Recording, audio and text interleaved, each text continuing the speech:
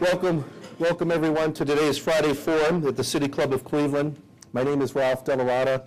I've had the privilege of being your president for the last year, and just want to take the opportunity to thank those in the room as well as the national audience for listening and tuning in, and thanks for all the kindness and consideration. The City Club of Cleveland was originally established in 1912 to encourage new ideas and a free exchange of thought and speech. We are the oldest continuous free-speaking forum in our nation, and we have a long and storied tradition of free speech exercised through public debate and discussion. Today, the City Club is an organization where its diverse members participate in wide-ranging, high-quality forums, as well as simply just enjoying great camaraderie. We are a civic center where the Cleveland community comes together each and every week to challenge important ideas. And lastly, we are an electronic forum open not only to our nation, but to the world as a whole. For my final Friday Forum, I have the honor of introducing a highly distinguished guest who has recently thrown his hat in the ring for the top job in our state. Our speaker is John Kasich, the public servant business leader who announced on June 1st that he will run to become governor of Ohio in 2010. John opened his gubernatorial campaign on the offensive by calling for a fundamental shift in the state's leadership.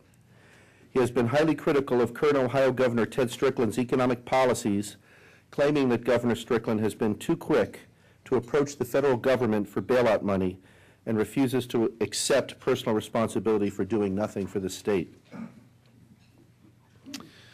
Congressman Kasich is a Republican who promotes the idea of small government while encouraging economic activity and altering the trend of declining jobs in Ohio.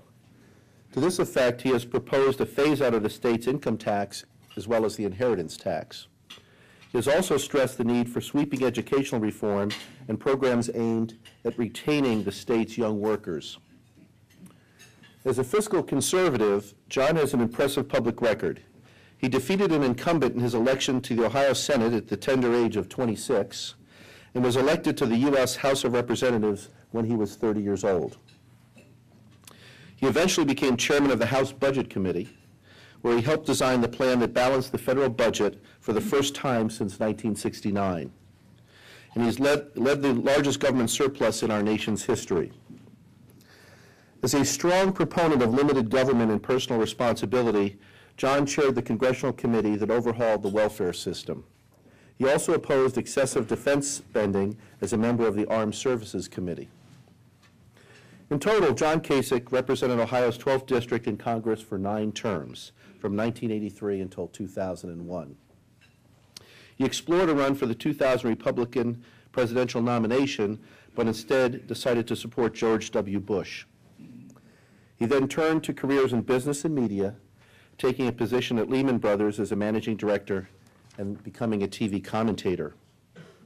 John has appeared on virtually every major network and cable news show, has been profiled on 60 Minutes, has hosted national news shows including Heartland with John Kasich and Heroes with John Kasich, and often guest hosted The O'Reilly Factor. He has also authored 2 New York Times best-selling books, including Stand for Something, The Battle for America's Soul, which discusses how America can overcome the erosion of its long-standing values.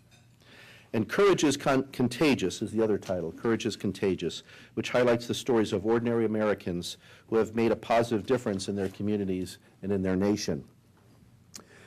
Congressman Kasich has been recognized for his leadership and accomplishments by publications such as Newsweek magazine, which named him one of its 100 people for the 21st century, National Journal, which described him as one of the most innovative and daring budget meisters in Congress, and George Magazine, which featured him as one of the most fascinating men in politics.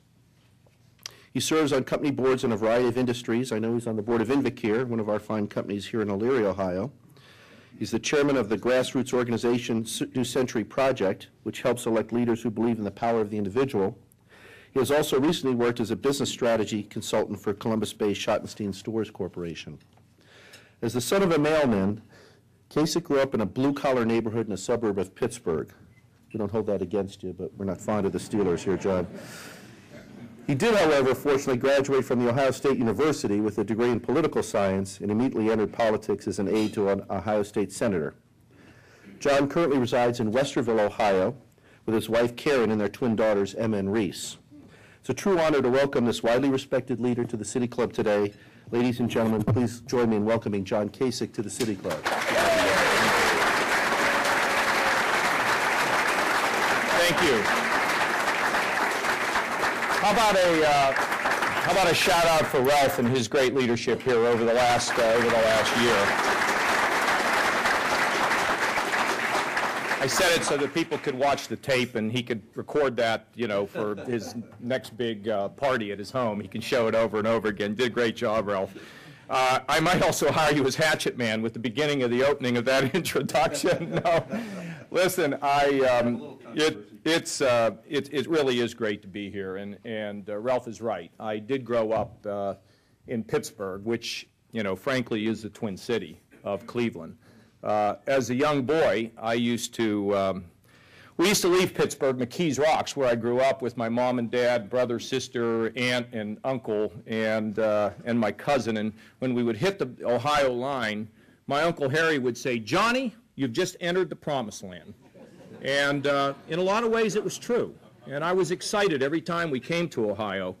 We'd go to Vermilion and stay up there at Peck's Cottages. I don't know if it's still there. And I had nothing but fond memories, so it was pretty awesome to go to Ohio State. I mean, who would have ever thought that was going to happen? But when I think about Pittsburgh, I think about Cleveland. And when I think about McKees Rocks, I think about a lot of the suburbs in Cleveland. And I think about the values, the hard work, the people that live in these places, the ethnics. You know, it was people asked me, what was it like to go from Pittsburgh to Columbus? I said, well, you went from ethnic central to WASP central. It was a transition. So when I come up to Cleveland, it's like going home to Pittsburgh. So I want you to know that Cleveland is in my heart.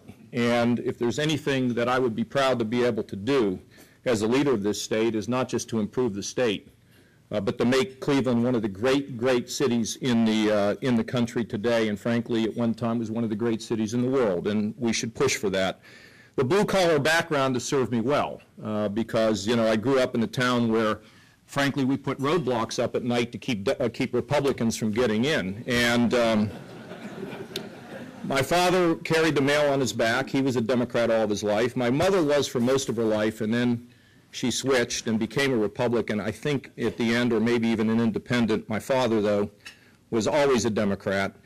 And it served me well. You know, I even had some experience working for Democrats in Washington, and I had an opportunity to meet some of the great Democratic leaders of the past. And being in the legislature, I was in the legislature the first 2 years as a member of the minority, second 2 years as a member of the majority. And that's when I really learned to work with Democrats. And people who were fiercely opposed to me, like Oliver Kasich, ended up, at the end of the day, becoming a great friend of mine and even calling me at times for advice and maybe even a little solace. That's when I learned that, you know, it's not a war about Republicans and Democrats. I happen to be a Republican. I happen to be a conservative. But my political party is my vehicle, not my master. It never has been. And I was a very independent operator in Washington, working with people like Ralph Nader to close corporate loopholes, helping Bono to build an opportunity program to save lives in Africa. I had many good friends. Tim Penny, who has spoken at this club. It was called the Penny Kasich Bill. I named my dog after him. We called it Penny, and it was Penny Kasich, just like what we tried to do in the first battle to balance the budget. And then, of course, a lot of things I'm proud of my time in Washington. But obviously, the 10-year struggle to balance the budget is the thing I guess I feel the best about, because that was trying to get a tremendous number of people who didn't want to make any changes to go through the same door and to take on a lot of special interest groups, take on a lot of political fire in an effort to put our children, our country first. And Democrats supported that budget, you know, at the end after a government shutdown. And that happened because it was time to end the misleading people about what we were going to do to balance the budget. We were able to work, I was able to work along with my team with Bill Clinton in '97